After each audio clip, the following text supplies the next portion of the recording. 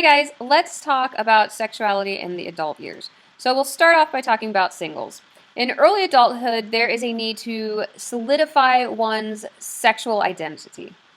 We kind of take a step towards maturity in figuring out what we like, what we dislike, and learning to communicate with a partner. Some people intentionally seek out opportunities to engage in novel sexual behaviors or in sexual intimacy with novel partners. Um, but we face two issues that are important in achieving sexual maturity: becoming responsible about sex and developing a capacity for intimacy. The never married include adults who intend to marry someday and those who have decided to remain single forever. In one study with people 30 to 35 years old, about 39% of men and 30% of women were never married. Now, this does change depending on the generation. Baby boomers tend to marry more, Generation X less, Xennials less, Millennials less. I don't know about Generation Z yet, but if the trend continues, then they will be the least married generation, which is currently the Millennials.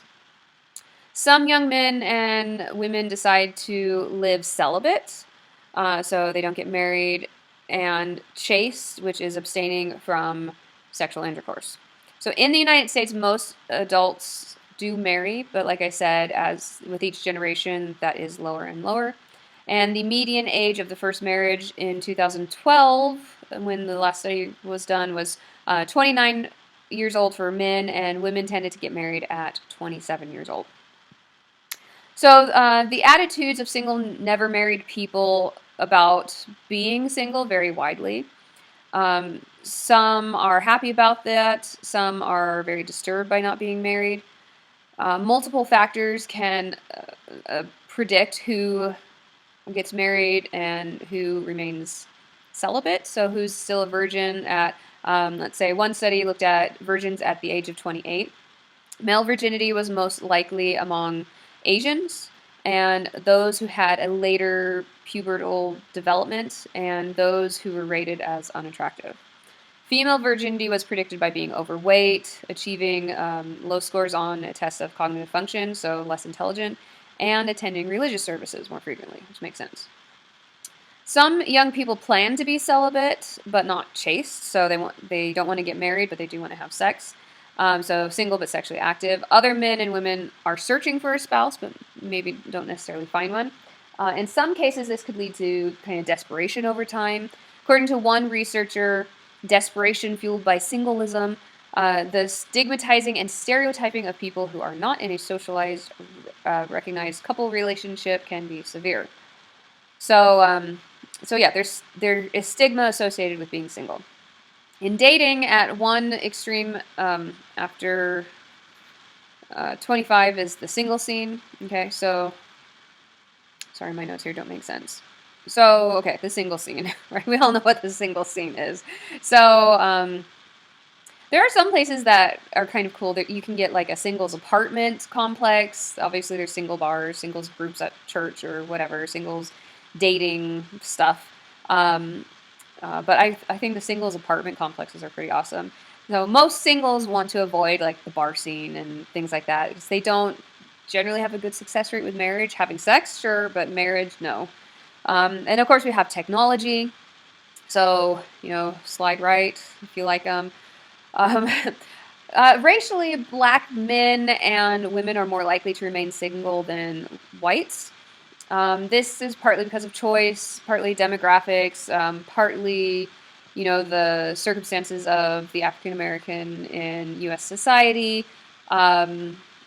There's issues with black men and prison, and so there's a lot of things that can prevent black men and women from getting married. White people are more likely to live in rural settings, which can also prevent marriage because it's harder to meet people. So yeah, pros and cons. There was a qualitative study done of heterosexual active single men, and it showed that these men, there was a desire for sex was a major motivation for their involvement in dating. Surprise, surprise.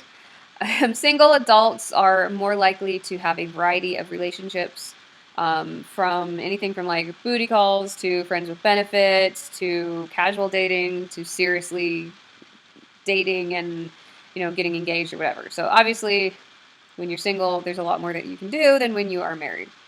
Some better than others. And then we have, of course, single people cohabitating.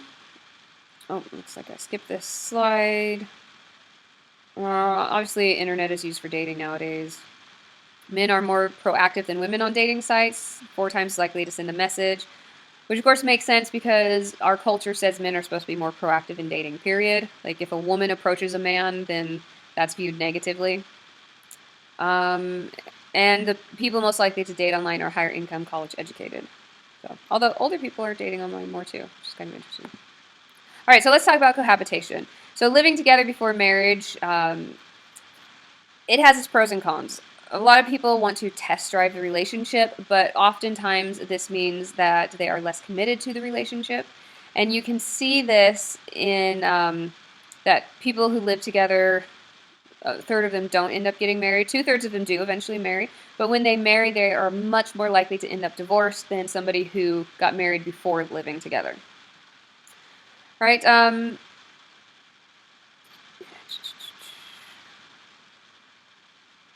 Yeah, okay.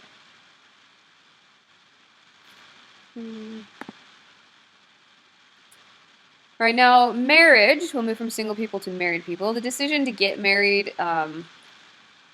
is, I think, taken more seriously nowadays, as shown by the lower rates of marriage as well as the lower rates of divorce. Younger people, or the younger generations, Generation X, and then even more with Xennials and Millennials, are terrified of getting divorced. They don't want to be divorced like the baby boomers were. And so, which is also why they're much more likely to live together, to cohabitate before marriage, but that actually doesn't help. So something to consider. We used to assume in prior generations that just everyone would get married, and the only question was when and to whom, and the earlier the better.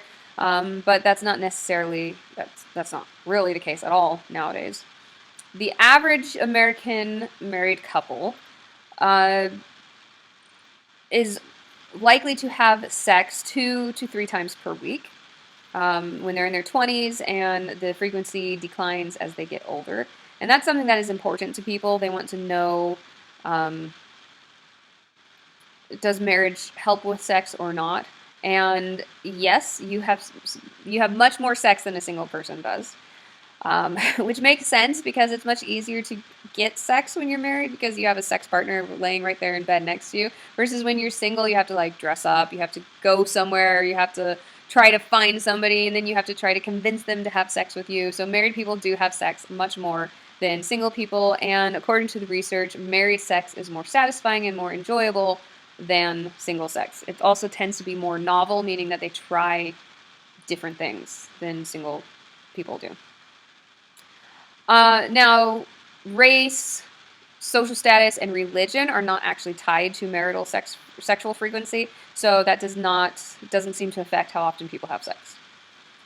When people are married, usually there are 4 kind of clusters of sexual activity, so mostly vaginal intercourse, basic, which is like kissing, cuddling, stroking, basic and oral sex, and then basic plus oral sex plus masturbation. Those are the 4 really common activities in married life. When Americans debate the value of marriage, most attention focuses on the potential harm to children of divorce or illegitimacy, and for good reason.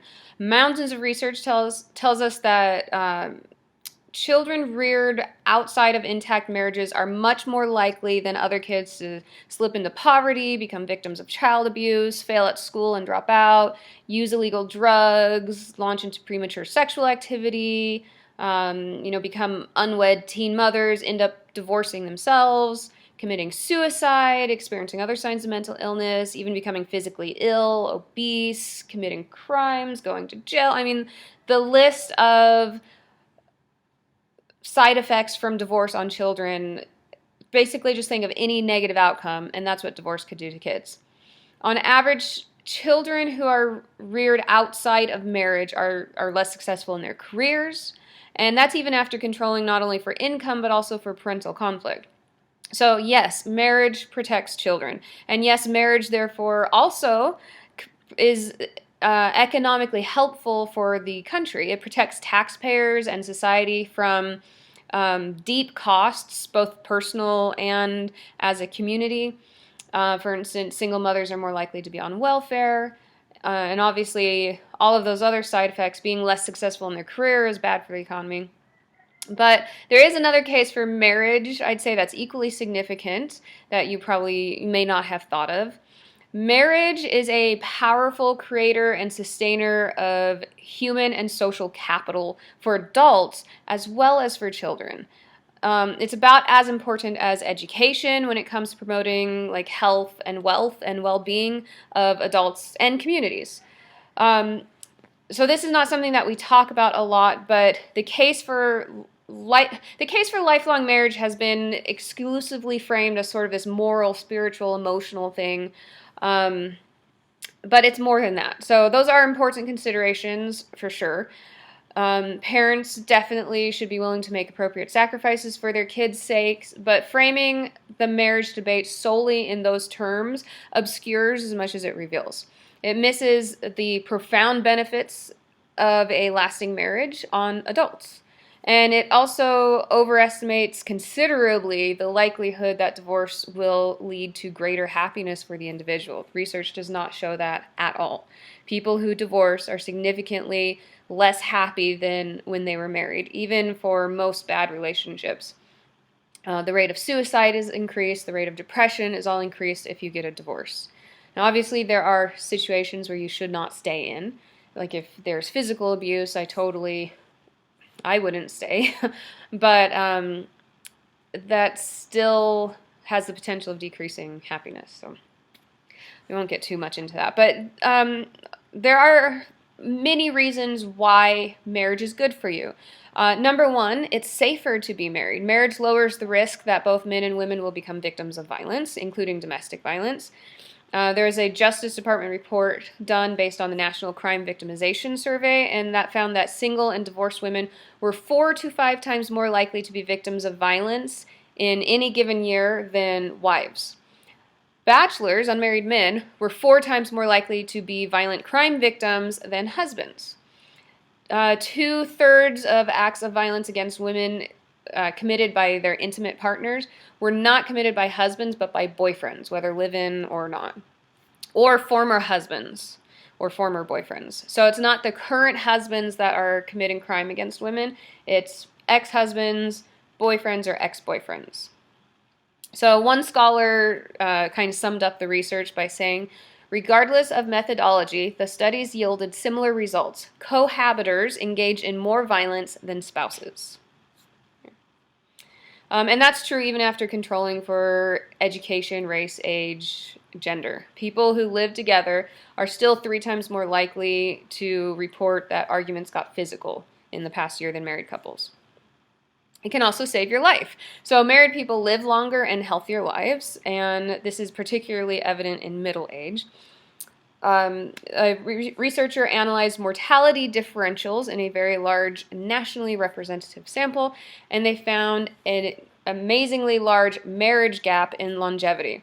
So 9 out of 10 married guys who are alive at 48 will make it to the age of 65, compared with just 6 out of 10 comparable single guys. And that is also controlling for race, education, and income.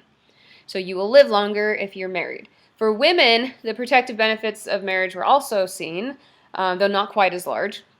9 out of 10 wives alive at the age of 48 will live to be senior citizens, compared with just 8 out of 10 divorced and single women. All right, so basically being unmarried is one of the greatest risks that you could take, as strange as that sounds.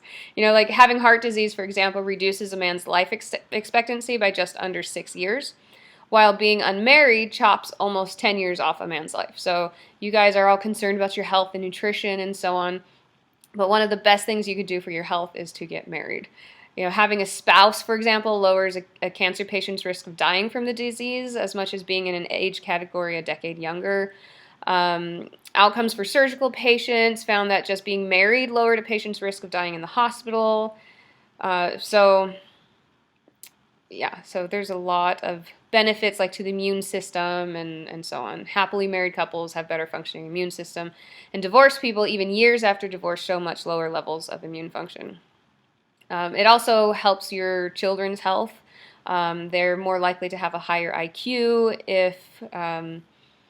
if their parents are married, and a parent's divorce knocks about 4 years off the adult child's life expectancy. So getting a divorce will also shorten your child's life. Another advantage is you'll earn more money if you are married. On average, men tend to think of marriage as a consumption item, like a financial burden. But the scientific literature suggests that for men especially, marriage is a productive institution, as important as education in boosting a man's earnings. In fact, getting a wife may increase an American male's salary by about as much as a college education. Married men make as much as 40% more money than the comparable single guy. So even after controlling for education and job history, the longer a man stays married, the higher the marriage premium he receives. Wives' earnings also benefit from marriage, but they do decline when motherhood enters the picture. Childless white wives get a marriage wage premium of 4%, and black wives earn 10% more than comparable single women. Okay, so you will make more money on average if you are married. So if you think of marriage as just a financial drain, then you don't understand marriage. So married people, they not only make more money, but they also manage money better, and they build more wealth together than either of them would have done alone. Okay, so it's not just that you're making more money, but you're also spending it more wisely and keeping more of it. So at identical income levels, for example, married people are less likely to report economic hardship or trouble paying basic bills. And the longer you stay married, the more assets you build. By contrast, the length of cohabitation has no relationship to wealth accumulation. So just living together does not help you to accumulate wealth. It doesn't help you to get rich like marriage does. If you look at people who are on the verge of retirement, the average married couple has accumulated assets worth about $410,000 compared with $167,000 for the singles, for the never married, and $154,000 for the divorce. So divorce is terrible for your income and wealth building. And couples who stayed married in one study saw that their assets increased twice as fast as those who had remained divorced over a 5-year period. Okay. Marriage also increases sexual fidelity, and we're going to talk about sexual infidelity. Let me see where that is. I'll just go straight to that since I'm bringing this up. Where is my slide on? Okay, so obviously societies have restrictive norms about sex outside of a marriage. There are swingers and open marriages and polyamory where they have what we call consensual non-monogamy, but mostly we're interested in non-consensual, which is an affair. It's an extramarital relationship. Let me get my notes on this real quick. All right, so adultery, there has been a decline in adultery across the board, with as many as 1/3 of people dating, cohabitating, and in marriages reporting one or more instances of having sex with someone other than their partner while in the relationship, but that is a decline. Okay, so I think when I was a kid, it was like it was estimated to be close to 50% adultery rate, and now it is all the way down to just 1/3. No, wait. Yeah, okay. So, I'm trying to remember the statistics, but yes, 1/3 is what we see now. Now, that also depends on the study that you're looking at, because what is an affair? Is it penile vaginal intercourse, or does it include oral sex, or does it just include kissing, or does it include just talking? I mean, what is an affair? So many of these studies with the high rates of adultery include all of those behaviors, but if you're talking about just purely sex, then the rate is a lot lower.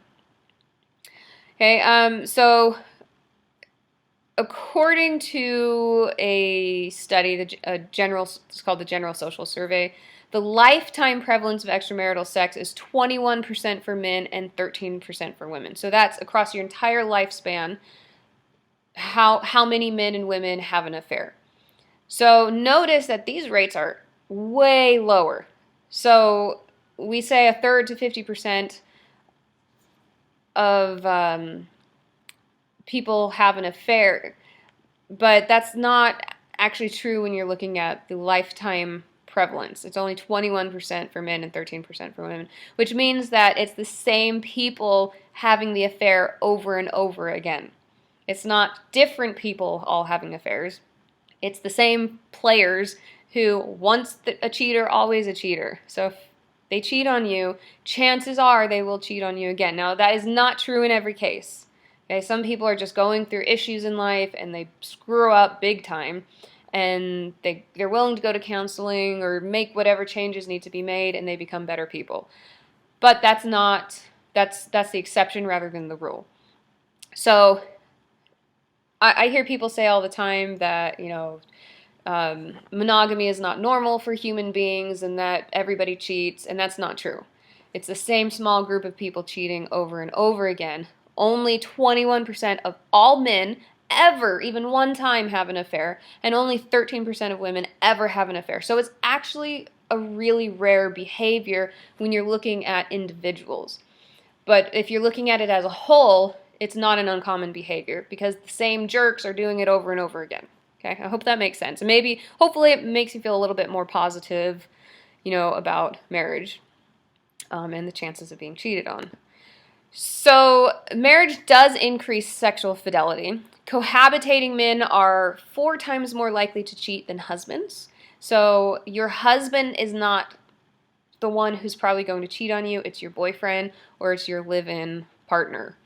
And women who are cohabitating, they're 8 times more likely to cheat than a wife will. Okay?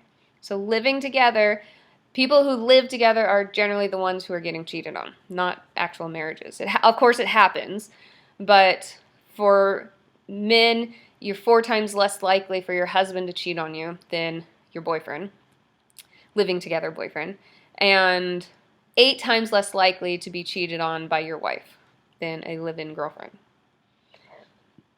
So marriage is really the most realistic promise of permanence in a romantic relationship.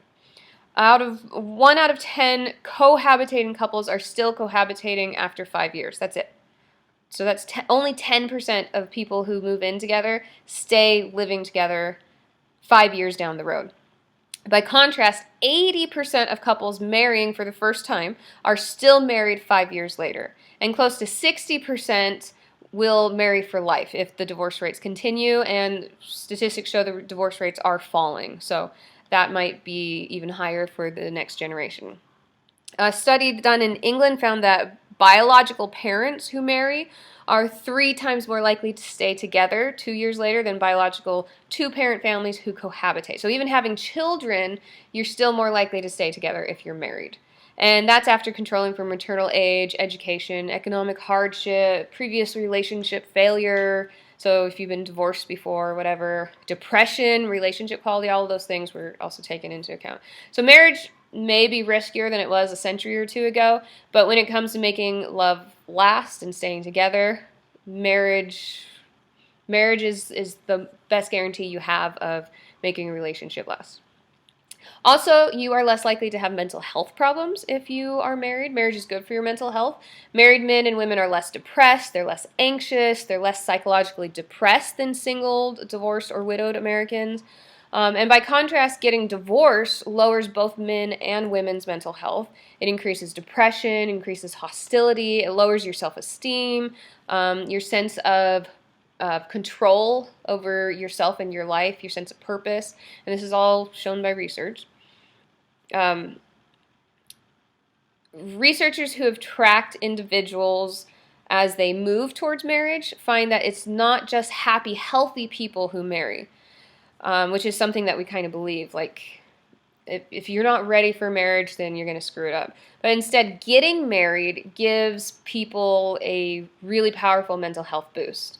So some researchers looked at changes in the psychological health of a large sample of Americans. This was done in the late 80s and early 90s.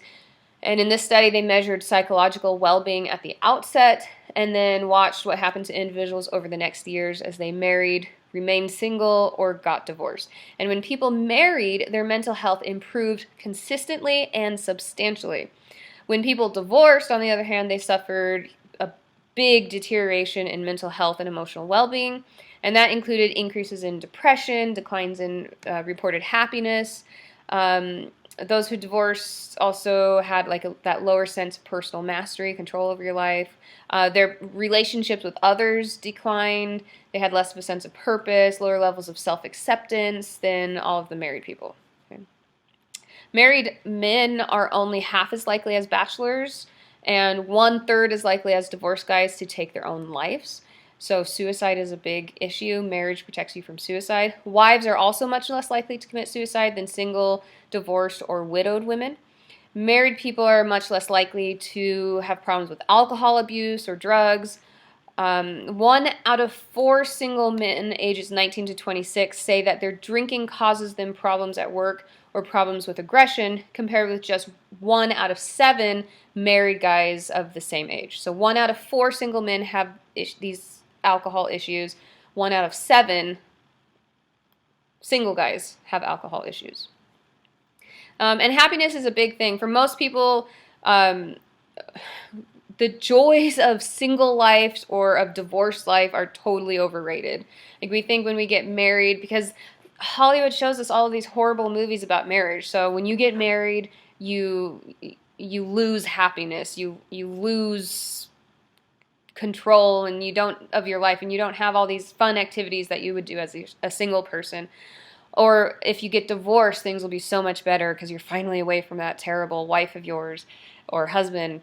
But overall, 40% of married people, compared with only about 25% of singles or people living together, cohabitating, say that they are very happy with life in general. Okay? 40% of married people say they are very happy, and only 25% of singles or people living together say they're very happy. That's a big difference. Married people are also only about half as likely as singles or people living together, cohabitors, to say that they are unhappy with their lives. That's a big difference. So it's like if I said, I have this pill that will make you half as likely to be unhappy in life. That would sell like hotcakes. I'd be so rich. Or if I said, I had this pill that will make you give you a 40% chance of being happy, of being very happy, then you would want that, right? But that's what marriage is. Marriage is that pill. So it's not guaranteed to work, but there's a big chance that being married will make you happy. It will increase your happiness tremendously. So now with divorce, how happy are divorced people? If people divorce in order to be happy, as we're often told, the majority should demand their money back. Just 18% of divorced adults say that they are very happy. 18%, compared to 40% of married people and 25% of single people or cohabitors. Divorced adults are twice as likely as married folk to say that they are not too happy with life in general. And only a small minority of divorcing adults go on to make marriages that are happier than the one they had before. Our culture kind of says, get divorced or be miserable for the rest of your life. But the truth is that you get divorced and you're miserable. That's the most likely outcome. And this isn't just in America, by the way. There was a study done of 17 developed nations that found that married people have significantly higher levels of happiness than people who are not married. And that's even after controlling for gender, age, education, how many children you have, whether you attend church, your financial satisfaction, your health, controlling for all of those things. And they also found that the strength of the association between being married and being happy is strongly consistent across every country. Marriage boosted financial satisfaction, boosts health, and that contributes as well to this happiness advantage. But it's something beyond money, because they controlled for money and they controlled for health in these studies. Cohabitation, by contrast, did not increase financial satisfaction or perceived health, and the boost to happiness from having a live-in partner was only about a quarter of that of being married. There was a study done in Norway where they studied 100,000 Norwegians, and they found that both men and women, those who were married, had the highest level of subjective well-being. So they said that they were doing well in life. And then widowed people are actually the next step down in happiness. So you're better off being widowed than being single or divorced. So that whole it's better to love and to have lost than to never have loved at all, that's actually true, and that's totally supported by research. And even people who were long time divorced, years later, they were not any happier than singles. Okay. Let me see, what else about marriage can I say? Your kids will love you more. So divorce weakens the bonds between parents and children over the long run. Now, of course, these are generalizations. It's not a 100% rule. This is just statistically, you're more likely to have a weaker relationship with your children if you're divorced. Adult children of divorce, they describe relationships with both their mother and their father less positively on average, and they are about 40% less likely than adults from intact marriages to say that they see either parent several times a week. So you will have a better relationship, your kids will like you more, and you'll see them more often if you stay married than if you get divorced. And in my experience, I don't have any research to prove this, but I've never seen a divorce where it wasn't like this, and I do couples therapy, so I see a lot of divorces. But children almost always blame their mother for the divorce, even when it was the dad who cheated or the dad who left or whatever. We believe, and I don't know if this is a cultural thing or if it's just kind of programmed into us, but we believe mom should be able to control the situation. She should have been able to keep the marriage together. And if she allowed it to fail, and see, just saying it that way, she allowed it to fail, then it's her fault that there was a divorce. She didn't stop dad from having an affair. She didn't stop dad from leaving. And so even though he's kind of the bad guy in a sense, mom still gets blamed. Okay? And if mom is the one who created the problems, then in my experience, it's worse, but it's not, I don't know, it's not that much worse. Like that's how bad this effect is of mom gets blamed. So consider that when you're getting a divorce, okay? At least for the ladies. I don't know if a dad would care about that as much, but if you're a good guy, you would care about that.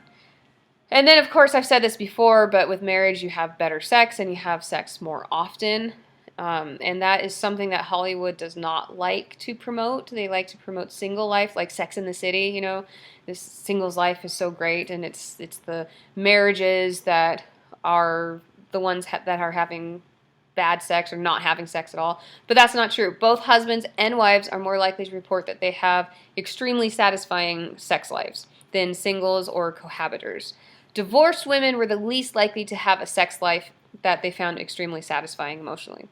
For one thing, married people are more likely to have a sex life. Single men are 20 times more likely, and single women 10 times more likely not to have had sex even once in the past year than the married. So people who have not had, single people, men are 20 times more likely than a married person, a married man, to say he's not had sex in the past year. And single women are 10 times more likely than a married woman to say that she has not had sex in the past year. Okay? Almost a quarter of single guys and 30% of single women don't have sex at all. They lead sexless lives. Okay? So married people are having way more sex. Married people are also more likely to report a highly satisfying sex life. Wives, for example, are almost twice as likely as divorced and never married women to have a sex life that A, exists, and B, is extremely satisfying emotionally. So contrary to Hollywood, for men, having a wife beats shacking up by a huge margin. So these are the cohabitors. 50% of husbands say sex with their partner is extremely satisfying physically, compared with 39% of cohabitating men. Okay? So how that little piece of paper works such a miracle is amazing, but it does matter tremendously. People who live together don't reap the same kind of benefits that men and women who marry do. So there's something about marriage as a social institution, as that piece of paper, that makes a huge difference for people. And I see this often, and the research also supports it, that people who live together and then get married have a tremendous rate of divorce, because there's just something different about marriage, about having that piece of paper, and it freaks people out when they're used to living together. So they've got this great marriage, and I have many friends who live together. I have one friend who, him and his now wife, lived together for 26 years. They cohabitated for 26 years, and then they decided, we have such a great relationship, we should get married. And as soon as that marriage license was signed, they almost fell apart. I mean, they did fall apart. They almost divorced, but they finally managed to pull things together. But it was years of hardship, because marriage means something. That piece of paper means something. It really does. That ring means something. So, yeah. And a lot of people say, you know, they'd like to get married, but they don't want to be unhappy. And the latest data really shows that within 5 years, just 12% of very unhappily married couples who stick it out are still unhappy. 70% of the unhappiest couples today in 5 years will describe their marriage as very or quite happy. Okay, so yes, marriages go through their rough patches, and yes, people are unhappy in marriages, but chances are within 5 years, unless you're the unlucky 12%, you're going to describe yourself as very happy in marriage. So, yeah. So I'd say there's a good argument for getting married. Gender-wise, you know, I think with the feminist movement, women have become strong and independent, which is wonderful. But we've also forgotten how to be good wives for our husbands. And men have also, I think, forgotten how to be good husbands for wives, where, you know, a lot of, well, I don't know if I should say a lot, but quite a few men are kind of more interested in playing video games than being a husband. And women are kind of more interested in forcing a man to live up to their expectations than sort of accepting them for who they are. And so I think it all stems from this attitude that marriage is a terrible institution, but that's not true. And I hope that this long spiel proves that to you, and all the research proves it to you, that marriage is actually really good. So you're going to college because you want to get ahead in life financially. You're going to college because you want to have a happier life. But the research actually shows that getting married has as much of an effect as a college education on your future earnings and your future happiness. So I think we'll end there. There's some other things that you guys can go through in this chapter. Let me see, other things we talk about. I think we've talked about most of this stuff. Sexual activities in the later years. I won't go over that too much, but basically the research also shows that old people are having sex and they're enjoying sex, and so I think that's a good thing. So, all right. Yeah, I think we basically talked about everything for this chapter. So I will end there. If you have any questions, let me know. And have some positive thoughts about marriage this week. All right, talk to you later. Bye. Oh, there is one other thing I wanted to talk about, and that is that your book talks about how conservative states actually have higher divorce rates, despite the fact that conservatives espouse family values more.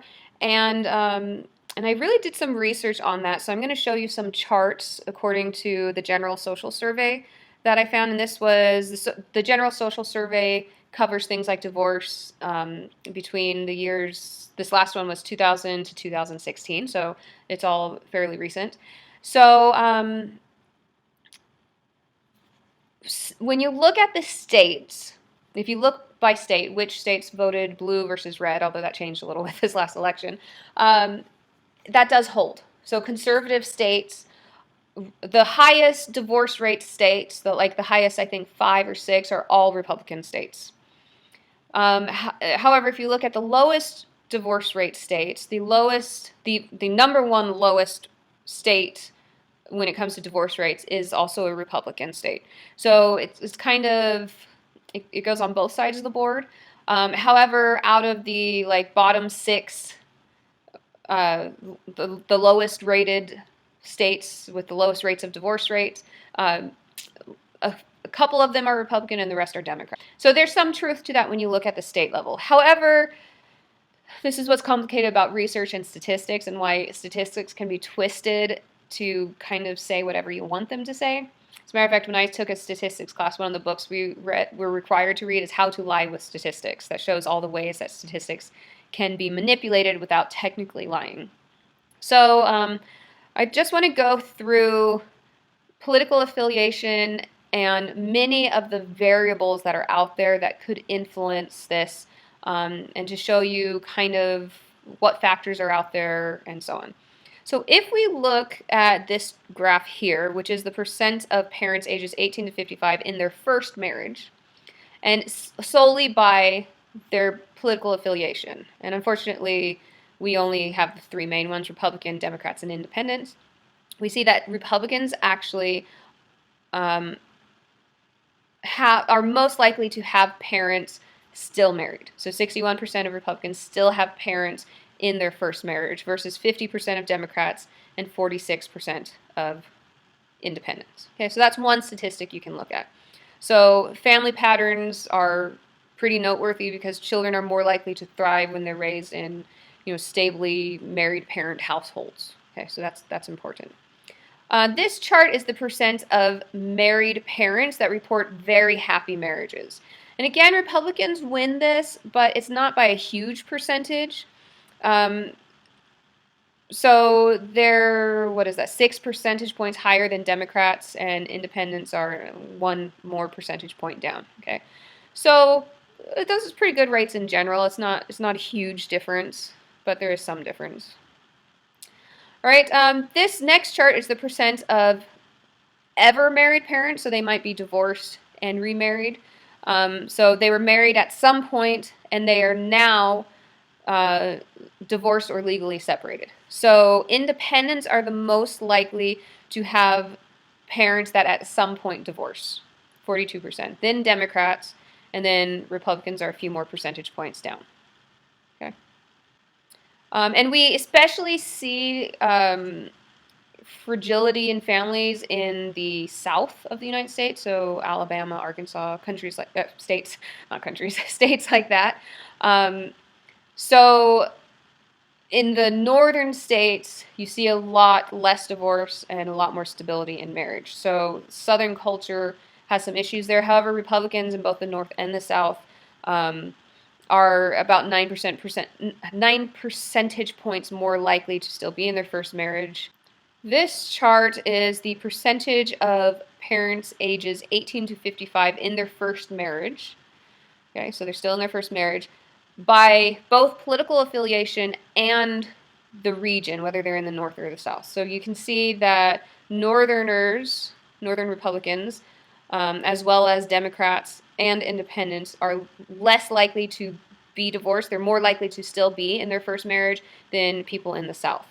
Okay. However, again, you see that Republicans actually do hold up to their family values, although it drops dramatically if they are living in the south.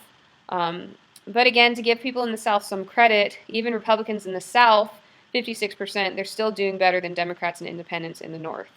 So, yeah. And probably one of the biggest issues is that the South has a lot of poverty, and financial stress it's not good for a marriage.